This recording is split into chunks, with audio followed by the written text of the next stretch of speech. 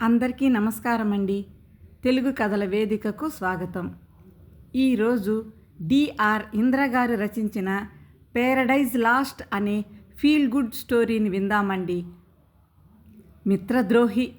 నా దారిని నేను నా డొక్కు సైకిల్ తొక్కుకుంటూ పోతుంటే విలాసవంతమైన వాడి కారులో నా పక్క నుంచి వెళుతూ నన్నుద్దేశించి నా గుండెలో దిగేలా గురిపెట్టి వదిలిన బాణంలా వాడు కసిగా విసిరిన మాట అది. సైకిల్కి బ్రేక్ వేసి కాసేపలాగే రోడ్డు మీద నిలబడిపోయాను, కారు వంకే చూస్తూ. 60 ఏళ్ల నా జీవితంలో ఎప్పుడూ ఎవరిచేత పల్లెత్తు మాట అనిపించుకోకుండా బతికిన వాణ్ణి ఇప్పుడు 50 ఏళ్ల సుదీర్ఘ స్నేహ జీవితానికి మెచ్చి వాడిచ్చిన బహుమతి మిత్రద్రోహి అనే బిరుదు. వారం కిందట కాబోలు వాడు మిత్రుల సమక్షంలో నన్ను క్షమించరాని మిత్రద్రోహి అన్నట్టు ఓ మిత్రుడు చెప్పగా విన్నాను. ఇప్పుడు ముఖం మీదే అన్నాడు. అంతటి ఆరోపణకి అర్హుణ్ణయ్యే కాని పని, వాడికి కష్టము నష్టము కలిగించే ఏ ద్రోహం చేశానని వాడి కోపము కసి, వాడి వ్యవహారాల్లో నేనెప్పుడూ జోక్యం చేసుకోలేదే. అసలు వాడెక్కడా నేనెక్కడా? టీనేజ్లోనే కొత్త కొత్త మోటార్ బైక్లపై షికార్లు కొట్టే ధనవంతుడు వాడైతే, చిన్నతనంలోనే సైకిల్కి నోచుకోక ఉద్యోగం వచ్చిన కొత్తల్లో అప్పు చేసి కొనుక్కున్న 35 ఏళ్ల నాటి సైకిల్నే వాడే నేనెక్కడా? అసలు ఫస్ట్ ఫారంలో బెంచ్మేట్గా మొదలైన మా స్నేహమే ఓ విచిత్రం. కృష్ణ కుచేల స్నేహంలా నేను కుచేలుణ్ణే అయినా వాడు కృష్ణ పరమాత్ముడేం కాదు. పేద స్నేహితుణ్ణి ఉదారంగా ఆదుకోవడానికి. వాడు అణువణువున పక్కా వ్యాపారి బిడ్డ. వాడి రక్తంలో, వాడి శ్వాసలో వ్యాపారం ఉంది.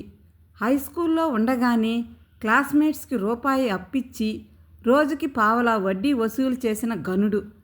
ఎవరైనా వాడి సహాయం ఆశిస్తే ఏం తాకట్టు పెడతామని అడిగే నిర్మొహమాటి. వాడి స్వభావం ఎరిగే నేనేనాడు వాడి సహాయం కోరలేదు. ఉంటే తింటా, లేకపోతే పొస్తుంటా, కానీ అప్పు చేసి పప్పుకూడు తినడం నా స్వభావానికి విరుద్ధం. కానీ వాడే నా అవసరాలు కనిపెట్టి నేను వద్దన్నా సరే డబ్బులు నా జేబులో పెట్టి బలవంతాన అప్పిచ్చేవాడు. ఆపై నిర్మొహమాటంగా వడ్డీ తీసుకునేవాడు అసలుతో పాటు. లంచం ఇస్తేనే కానీ న్యాయంగా నాకు రావాల్సిన ఉద్యోగం నాకు రాని పరిస్థితుల్లో వాడు ముందుకొచ్చి నేను వద్దన్నా కూడా లంచం డబ్బు నా జేబులో కుక్కి నేను ఉద్యోగంలో చేరాక బాకీగా ఏడాది పాటు నా జీతాన్ని 1వ తారీఖునే జమ చేసుకున్నాడు. నలుగురిలోనూ మిత్రుణ్ణి అవసరానికి ఆదుకుని ఉద్యోగం ఇప్పించిన ఘనత వాడికి దక్కింది. ఎలా కాదనగలను? ఉద్యోగం వచ్చి నా పెళ్ళి గిల్లి అయ్యాక కింద మీద పడుతూ నానా తిప్పలు పడుతూ కొంప కట్టుకుంటుండగా వాడొచ్చి వద్దంటున్నా సరే బలవంతంగా డబ్బు జేబులో కుక్కి కొంప పూర్తి చేయించి 7-8 ఏళ్ల పాటు నా 30 జీతాన్ని ప్రతి నెల బాకీగా జమ చేసుకున్నాడు. మిత్రుడికి దగ్గరుండి ఇల్లు కట్టించి పెట్టిన ఆదర్శ ఆప్తమిత్రుడిగా లోకం చేత ముద్ర వేయించుకున్నాడు. ఆ 7-8 ఏళ్ళు నేను నా పెళ్ళాం బిడ్డలు ఏం తిని ఎలా బతికామో పై మెరుగులకి ఆహా ఓహో అనే లోకానికేం తెలుసు. నా కొడుకు పీజీ చదువు కంటూ నేను వద్దు బాబోయ్ అంటున్నా నా కొడుకు జేబులో డబ్బు కుక్కి ఓ పంచవర్ష ప్రణాళికా కాలం పాటు యథావిధిగా నా జీతం జమ చేసుకున్నాడు. స్నేహితుడు కొడుకని దగ్గరుండి చదివించి పైకి తీసుకువచ్చిన ధర్మాత్ముడనే క్రెడిట్ కొట్టేశాడు. జీవితంలో అలా అడుగడుగునా ఆదుకునే గొప్ప మిత్రుణ్ణి కలిగి ఉన్నందుకు లోకం నన్ను అదృష్టవంతుడు అనుకోవడంలో తప్పేమీ లేదు.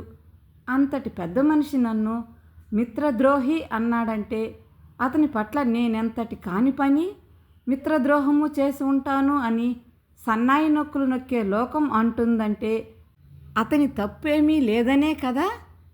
దీనికంతటికీ బీజం 6 నెలల క్రితం వాడు ఆకర్షణీయంగా సకల సౌకర్యాలతో హంగులతో పక్కా కమర్షియల్గా కట్టి అట్టహాసంగా ప్రారంభించిన సీనియర్ సిటిజన్స్ పేరడైజ్ హోమ్ అంటే వృద్ధుల స్వర్గలోకం ఓపెనింగ్తో పడింది. వాడే పని చేసిన పక్కా వ్యాపార దృక్పథంతో లాభం కోసమే చేసిన లోకానికి అది సమాజ సేవగా కనిపించేలా చేయడంలో ఎక్స్పర్ట్ వాడు. జీవితాల్ని ఉద్యోగాలకి అంకితం చేసి రిటైర్ అయ్యాక కొడుకులు కోడళ్ల సంరక్షణలో సుఖంగా ఆనందంగా శేష జీవితాల్ని గడిపే అదృష్టానికి అనేక కారణాల వల్ల నోచుకొని దురదృష్టవంతుల పాలిట ఆపన్న హస్తాలనందించే సకల సౌకర్యాల వృద్ధాశ్రమాల ఆవశ్యకత సమాజంలో ఎంతైనా ఉందంటూ ఓదరగొట్టి ప్రచారం చేసి లోక కళ్యాణార్థమే తన సీనియర్ సిటిజన్స్ ప్యారడైజ్ హోమ్ అని లోకం భావించేలా చేయడంలో వాడు 100కి 100 పాళ్ళు విజయం సాధించాడు. ఓటమి నెరగని సక్సెస్ఫుల్ బిజినెస్ మ్యాన్ కదా. ఎంతైనా తిరుగులేని వాడి వ్యూహం ఫలించింది. బతుకులో ఒంటరులైన సీనియర్ సిటిజన్స్ వచ్చి వాడి ప్యారడైజ్ హోమ్లో చేరుతున్నారు. వాళ్ళకి వచ్చే పెన్షన్లో కొంచెం ఉంచుకొని మిగిలింది ఫీజుగా జమ చేస్తే చాలు. రూమ్లోనే వేళకి వెచ్చని భోజనం, వేడినీళ్ళ స్నానం, కాలక్షేపానికి పేపర్లు, టీవీ, తుమ్మితే వైద్య సౌకర్యం, సాయంకాలాలు లాన్లో కూర్చుని కబుర్లు. ఇంతకన్నా ఏం కావాలి? అలా చేరిన వాళ్లలో నా మిత్రులు కొంతమంది ఉన్నారు. వాళ్ళు వాళ్ళ కాలక్షేపం కోసం నన్ను వచ్చి చేరమని ఒత్తిడి చేయడం మొదలుపెట్టారు. అసలైన ఒత్తిడి వాడి దగ్గర నుంచి మొదలైంది. ఉచితంగా నన్ను వచ్చి చేరమని. ఎంగిలి చేత్తో కాకిని తోలని వాడికి ఇంత ఉదార బుద్ధా అని ఆశ్చర్యపోనవసరం లేదు. గొప్ప వాళ్ళ ఉదారత్వ ప్రదర్శన వెనుక అంతకు మించిన ప్రయోజనాలే వారికి ఉంటాయి. వాడు నాకు ఉచితం అనే ఎరవేస్తున్నాడంటే వాడిచ్చే ఉచితానికి అనేక రెట్లు సేవ నా నుండి వాడు ఆశిస్తున్నాడని నాకు తెలుసు. అది బయటపెట్టాడు చాలా తెలివిగా. వాడు ఉచితంగా నాకు వాడి ప్యారడైజ్లో కాస్త చోటు ఇస్తున్నందుకు గాను కృతజ్ఞతాపూర్వకంగా తేరగా తిని కూర్చోకుండా నేను పూర్తి కేర్ టేకర్గా వాడి ప్యారడైజ్ హోమ్లో నిర్వహణ బాధ్యతలు నా నెత్తినేసుకుని ప్రతి నెల జమా ఖర్చులు పద్దులు రాసి ఆదాయాన్ని వాడికి అప్పగిస్తే చాలట. అంటే కాస్త అన్నం ముద్ద పడేస్తే కుక్క విశ్వాసపూర్వకంగా రాత్రింబగళ్ళు ఇంటికి కాపలా కాసినట్టు నేను జీతం భత్యం లేని గాడిద చాకరీ చేసే మేనేజర్ కమ్ గుమస్తా కమ్ అటెండర్ గిరి చేసి పెట్టాలన్నమాట. ఇందుకు ఇంతకన్నా చవగ్గా నాకన్నా విశ్వాసపాత్రుడెవరు దొరుకుతాడు వాడికి? నేను ఆనందంతో ఎగిరి గంతేసి ఊ అనాలేదు, ఊహూ అనాలేదు, విని ఊరుకున్నానంతే. అంతేగాక నేను నా మాటలతో బాగా ప్రభావితం చేయగలను కాబట్టి నాలాంటి ఒంటరిగాలిని పట్టుకుని మోటివేట్ చేసి మరింత మందిని ప్యారడైజ్ హోమ్లో చేర్పించగలనని, అదే జరిగితే ప్యారడైజ్ హోమ్కి మరో బ్రాంచి కూడా పెట్టాలన్నది వాడి ఆశ అని నాకు బాగా తెలుసు. నా ప్యారడైజ్ మిత్రులు మాత్రం భలే ఛాన్స్ కొట్టేశావు బాసు, ఎంతైనా నీ గాఢ బాల్యమిత్రుడు కాబట్టి నీకా ఛాన్స్ ఇచ్చాడు, కానీ మాకెవరికైనా ఇచ్చాడా? అయితే ఇక నుంచి నువ్వు మా మేనేజరు కాబట్టి మాకు ఎక్స్ట్రా సౌకర్యాలు కావాలంటే నిన్ను కాకా పట్టాలన్నమాట అని హాస్యమాడుతూ, నువ్వు ఒంటరివేగా, ఎప్పుడు నీ పెట్టే బేడా పట్టుకుని వచ్చేస్తావు అంటూ నన్ను పట్టుకున్నారు. నిజమే, ఒంటరి పక్షినే. రిటైర్మెంట్కి 4 ఏళ్ల క్రితమే నా జతపక్షి ఎగిరిపోయింది. ఆవిడ ఉత్త అమాయక మాలోకం. పక్కవాటాలోని 90 ఏళ్ల ఆవిడ కోసం పైనుంచి పిలుపు వస్తే నా మాలోకం పిలిచేది తనని అనుకుని ఇదిగో వస్తున్నా అంటూ వెళ్ళిపోయింది నన్ను ఒంటరిని చేసి. ఆ ముసలావిడ ఇంకా నిక్షేపంలా ఉంది. ఏం చేస్తాం? ఈ పక్కనో భార్యని ఆ పక్కనో భార్యని వేసుకుని కులికే దేవుళ్ళకి నాలాంటి వాడికి ఉన్న ఒక్క పెళ్ళాన్నైనా వాడు చచ్చేదాకా మిగిల్చాలనే ఇంగిత జ్ఞానం కరువాయే. అందువల్ల అప్పటినుంచి స్వయం పాకానికి చేతులు కాల్చుకునే తిప్పలు తప్పలేదు. ముప్పొద్దుల రకరకాల నైవేద్యాలు ఆరగిస్తూ వండుకు తినాల్సిన కర్మ పట్టని దేవుళ్ళకి నాలాంటి భార్యా వియోగ బాధితుల తిప్పలు ఏం అర్థమవుతాయి అనుభవిస్తే తప్ప. నేనెప్పుడూ నా పెట్టే బేడతో వచ్చి చేరేది తర్వాత విషయం. ముందు మీ గురించి చెప్పండి అన్నాను వాళ్లతో ముచ్చటిస్తూ. వెరైటీ సినిమా కథల్లా ఒక్కొక్కరిది ఒక్కో కథ. సత్యమూర్తి. కొడుకులు కోడళ్ళు రాచెప్పల్లా నిక్షేపంలో ఉండి లకారాల మీద జీతాలు తెచ్చుకుంటూ కూడా మన డిగ్నిఫైడ్ డీసెంట్ బతుకుల్లో పానకంలో పుడకల్లా ఈ ముసలికంపు ఎందుకు అనుకుంటూ కొంచెం మర్యాదగానో అమర్యాదగానో వృద్ధాశ్రమాలు పాలు చేస్తే నేనొక్కడిని మీకు భారమయ్యానట్రా అని నిలేసే ధైర్యం లేకో ఆహాలో ఆత్మగౌరవాలు అడ్డొచ్చో గొణుక్కుంటూ నిట్టూరుస్తూ మూలుక్కుంటూ ఒంటరిగా భారంగా బతుకులేడ్చడానికైనా అవకాశం కల్పించే ఈ ఓల్డేజ్ హోమ్స్ అయినా లేకపోతే బతుకులు ఊహించడానికి కూడా కష్టం గురువుగారు అన్నాడు భారంగా నిట్టూరుస్తూ. అతని కొడుకు కోడలు, మా బిజీ బతుకుల్లో మీరు ఇమడలేరు, మీకు ఓల్డేజ్ హోమ్ బెటర్, 6 నెలలకోసారి ఎటూ వచ్చి చూస్తాంగా అన్నారని నాకు తెలుసు. నా కొడుకు కోడల పిల్ల ఆ మాటలు అనకముందే ఆత్మగౌరవం కాపాడుకోవడం మంచిది అనిపించి నేనే ఇక్కడ చేరాను. మేముండగా మీకు దిక్కుమొక్కు లేనట్టు ఓల్డేజ్ హోమ్లో చేరడం ఏమిటని కొడుకు కోడలు ఒక్క ముక్క అనలేదు. కనీసం మర్యాద కోసమైనా వాళ్ళు ఆ ఒక్క చిన్న మాట అని ఉంటే సంతృప్తిగా ఉండేదనిపిస్తుంది. అది కూడా నాకు దక్కలేదు. పిల్లల్ని కన్నాం కానీ వాళ్ళ సంస్కారాన్ని కన్నామా? ఈ బతుక్కి ఇంతే ప్రాప్తం అనుకోవడం ఒకటే మిగిలింది అన్నాడు జగన్నాథం నిర్లిప్తంగా. నేనెప్పుడు నా కొడుకింటికి వెళ్ళినా కోడలి పిల్ల పొమ్మనలేక పొగపెట్టినట్లు ముభావంగా ఉంటుంది. అటువంటి చోట ఎలా ఉండబుద్ధి వేస్తుంది? ఇప్పటిదాకా స్వతంత్రంగా మనకు నచ్చినట్లు బ్రతికి ఇప్పుడు కొడుకులు కోడళ్ళ అదుపాజ్ఞల్లో బతకాల్సి రావడం కన్నా నరకం ఇంకొకటి ఉండదు బాసు. కోడలి పిల్ల డామినేషన్ భరించలేను. ఇక్కడ డబ్బు పారేస్తే సదుపాయాలన్నీ దొరుకుతాయి. అందుకే ఇలా సెటిల్ అయిపోయాను. అందుకు నాకు రిగ్రెట్స్ లేవు అన్నాడు వెంకటరెడ్డి. మరి నీ సంగతి ఏమిటి బాసు అని నన్ను అడుగుతూ. ఇతరుల వ్యక్తిగత జీవితాలు తెలుసుకోవడానికి మనుషులకి ఎంత ఆత్రమో. నేను మీలాంటి వాణ్ణే, నాకేం కొమ్ముల్లేవు. కానీ నా అనుభవము మీ అనుభవాలకి భిన్నం అనుకుంటాను. నా కొడుకు కోడలు ఒకే చోట పనిచేస్తూ ఒకరినొకరు ఇష్టపడి నా ప్రమేయం లేకుండానే పెళ్లి చేసుకున్నారు. నేను రిటైర్ అయ్యే వరకు వాళ్ళు నా దగ్గరకు వచ్చింది కానీ నేను వాళ్ళ దగ్గరకు వెళ్ళింది కానీ పెద్దగా ఏమీ లేదు. దూరంగా ఉన్నంత వరకు సమస్యలేమీ ఉండవు. మర్యాదలు బాగానే ఉంటాయి. మనం వాళ్ళపై ఆధారపడి బతకాల్సి వచ్చినప్పుడే వాళ్ళు ఏమిటి అనేది తెలుస్తుంది. రిటైర్ అయి పూర్తిగా ఒంటరినయ్యాక మర్యాద కోసమో లోకం కోసమో కానీ కొడుకు కోడలు వచ్చేయమన్నారు. పిలిచినప్పుడు వెళ్ళకపోతే మేం పిలిచినా రాలేదు చూశారా అంటారని బయలుదేరా. కోడలి పిల్ల పూర్తిగా కొత్త పిల్ల. ఆ పిల్ల కులగోత్రాలేమిటో కూడా నాకు తెలియదు. వాటితో నాకు అవసరం లేదు. పెద్ద చదువు, పెద్ద ఉద్యోగపు పెద్ద జీతకత్తె. వాళ్ళ కల్చర్ వేరు. నేను సాదాసీదా మనిషిని. నన్ను మర్యాదగానే రిసీవ్ చేసుకుంది. కొత్త కదా. కొడుకు కోడలు 5 ఏళ్ల ముద్దులకే మనవరాలు. చీకు చింత లేకుండా సుఖంగా బతుకుతున్నారు. ఇప్పుడు వాళ్ళ మధ్య ఆటలో బుడంకాయలా నేను దిగబడటం వాళ్ళకి ఇబ్బందికరంగా ఉంటుందో లేక వాళ్లతో ఇమడలేక నాకు ఇబ్బందిగా ఉంటుందో, ఎన్నాళ్ళు వాళ్ళతో ఉండగలనో ఉండలేకపోతే తర్వాత ఏం చేయాలో నాకే తెలియదు. వాళ్ళవి పెద్ద జీతాలు కాబట్టి సౌకర్యాలకి లోటులేని జీవనమే. కానీ ఆ జీవనం కోసం వాళ్ళెంత శ్రమించాలో, కాలంతో పోటీ పడుతూ ఎలా ఉరుకులు పరుగులు తీయాలో కొద్ది రోజులకే నాకు అర్థమైంది.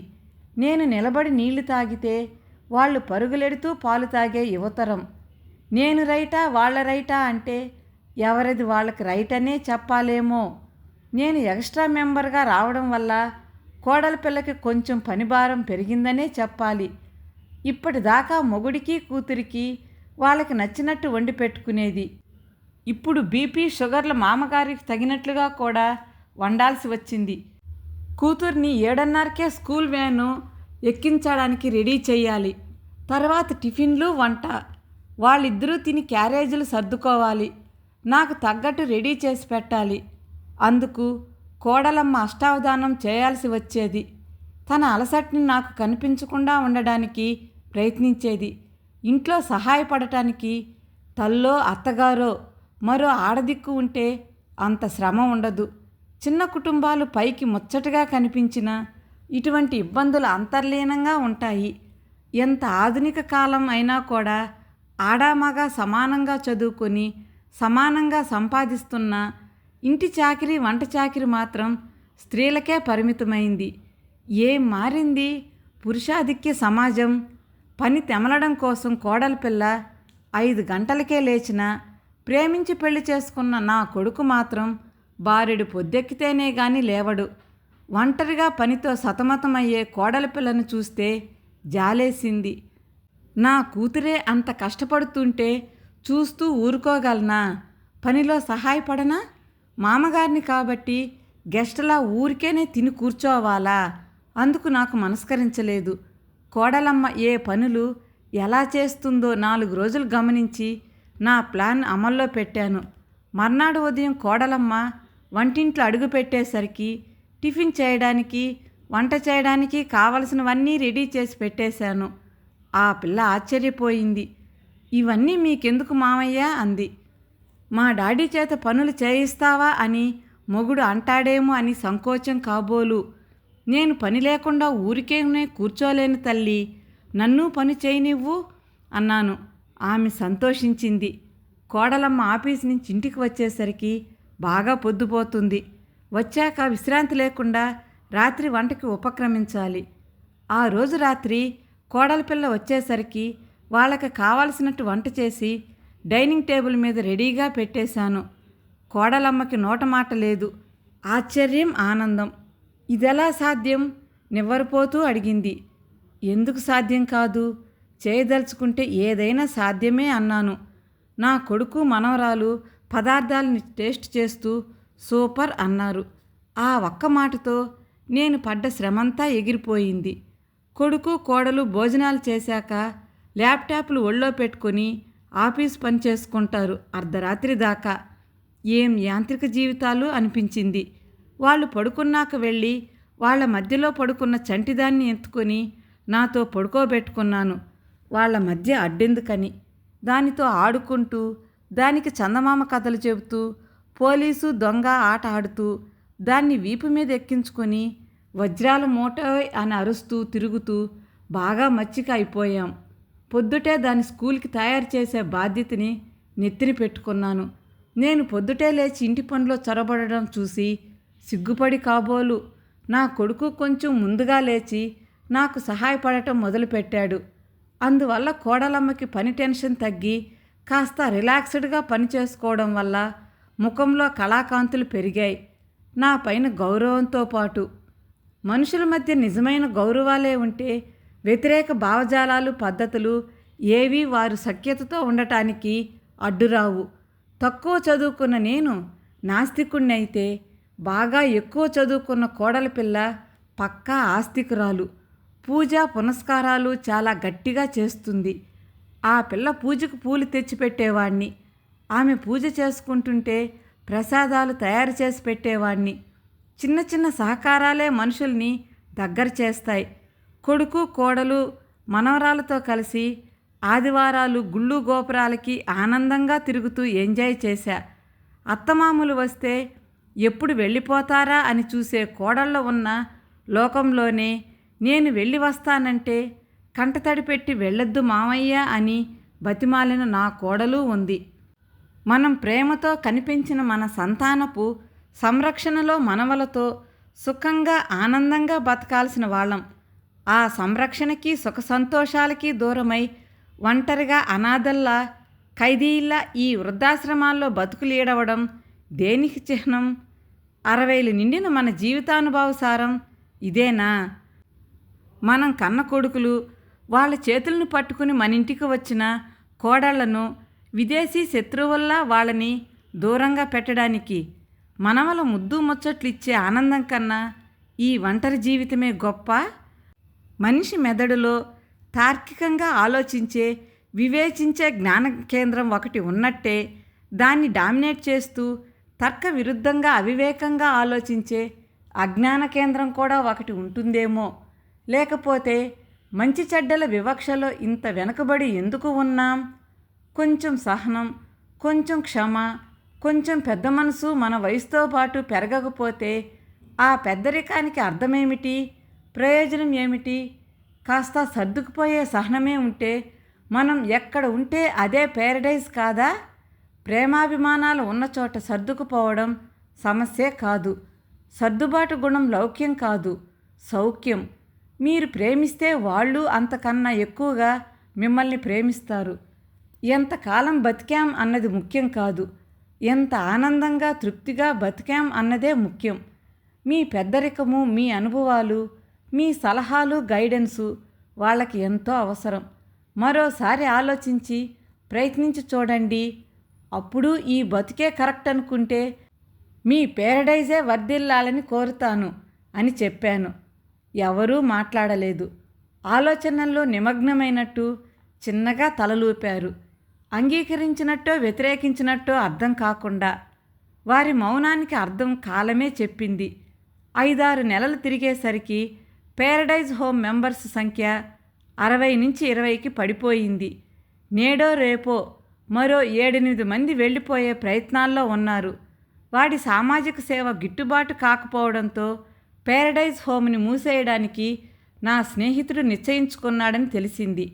ఆ సందర్భంలోనే వాడు నా గురించి 10 మందిలోనూ చిన్నతనం నుంచి వాడు ఎంతలా ఆదుకున్నానో, వాడికి కృతజ్ఞత ఏ కోసాన్నైనా ఉందా, బాగా మోటివేట్ చేసి ప్యారడైజ్ హోమ్ని కళకళలాడేలా చేస్తాడని వాడి చేతుల్లో పెడదాం అనుకున్నాను. కానీ కూసే గాడిద వచ్చి మేసే గాడిదల్ని చెడగొట్టినట్టు విశ్వాసఘాతుకంగా ప్రవర్తించాడు. మిత్రద్రోహి అని వాపోయాడట. వాడు నన్ను మిత్రద్రోహి అన్నందుకు నాకు బాధేమీ లేదు. నా మోటివేషన్ వల్ల 10 మందికి మంచి జరిగినప్పుడు 10 మంది నష్టం మీద లాభపడే ఒక్కడు నష్టపోతే ఏం? జీవితంలో ఓటమిని, నష్టాన్ని ఎప్పుడూ ఎరగని వాడు నా వల్ల వాడి ప్యారడైజ్ హోమ్ మూసివేయాల్సి వచ్చిందని బాధపడిపోతున్నాడు. వ్యాపారంలో లాభనష్టాలు సహజం కదా. ఇక వాడు ఉపయోగించిన కృతజ్ఞతల మాట అంటారా? ఆదుకోవడం పేరు మీద వద్దన్నా అప్పులిచ్చినందుకు వాడికి నేను కృతజ్ఞతతో ఉండాలా? లేక వాడు అంటగట్టిన అప్పులకి నా జీవితమంతా వాడికి రాక్షస వడ్డీలు చెల్లించి నేను చితికిపోతూ వాణ్ణి మరింత ధనవంతుణ్ణి చేసినందుకు వాడే నాకు కృతజ్ఞుడై ఉండాలా? మీకు అర్థమైతే చెప్పండి. కథ సమాప్తమండి. కథ నచ్చితే లైక్ చేయండి, షేర్ చేయండి, మీ అభిప్రాయాన్ని కామెంట్ రూపంలో తెలియజేయండి. మరిన్ని చక్కటి కథల కోసం మన ఛానల్ని సబ్స్క్రైబ్ చేసుకోండి. కథ విన్నందుకు ధన్యవాదాలండి. మరలా మరో చక్కటి కథతో కలుసుకుందామండి. అంతవరకు సెలవా మరి.